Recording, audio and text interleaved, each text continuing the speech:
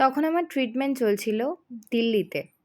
Doctor দেখিয়ে আসার পর ঘরে যখন ঢুকলাম, হঠাৎ করে মেয়ে তার বাবাকে বলল, তাতা তাতা বেরু বেরু। সেটা শুনেই সৌপ্তিকের মনে হলো যে চলো একটু ঘুরে আসা যাক। আমারও মনে হলো, কারণ অপারেশনও হয়েছিল কিছুদিন আগে, সেই সব কিছু মিলিয়ে একদমই ঘরে থাকতে ভালো লাগছিল না। তাই সবাই মিলে, মানে দুই বাবা মা, আমি, সৌপ্তিক, মেয়ে, সবাই মিলে বেরিয়ে পড়লাম দ্য গ্র্যান্ড ভেনিস মলে যাব বলে।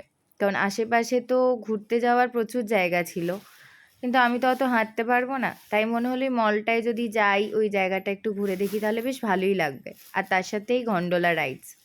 তাই সবাই মিলে, না সবাই মিলে নয়, আমি, সৌপ্তিক, মেয়ে আর দুই মা, আমরা এই 5 জন মিলেই চড়েছিলাম গন্ডোলা রাইডসটা। দুই বাবা যায়নি। দুই বাবা ওই যে দূরে দাঁড়িয়ে আছে। আগের গন্ডোলাটা আসার জন্য আমরা ওয়েট করছিলাম, সেটা আসার পর দুই মা প্রথমে উঠে বসলো।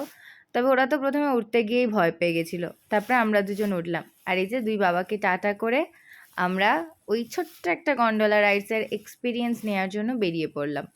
বেশ ভালো লাগছিল। আর তার সাথে ওনারদের ওই গানটা, উফ, অপূর্ব ছিল।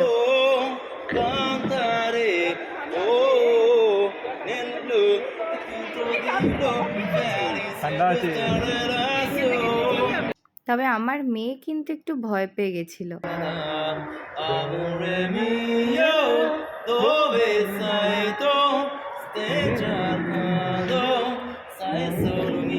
এরকম একটা জলে হাত বোলাতে বোলাতে, এরকম হাত নাড়তে নাড়তে, ওনাদের গান শুনতে শুনতে যাওয়াটা কিন্তু বেশ ভালোই লাগছিল। তার সাথে মারাও খুব এনজয় করছিল, আর আমরা তো করছিলামই।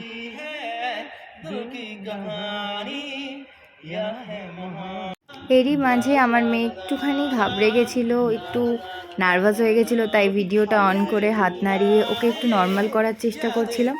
আর রাইডটার শেষে ওনারা এরকমভাবে দুলিয়ে দুলিয়ে মাদেরকে দেখো কীরকম ভয় পাওয়াচ্ছিল। ওখান থেকে নেমে বাবা মেয়ে একটু খুনছুটি করলো, মেয়েকে একটু বসিয়ে ছবি ভিডিও তুললাম। তারপরে গেলাম একদম ওপরের ফ্লোরে, যেখানে ছিল স্নো মাস্তি।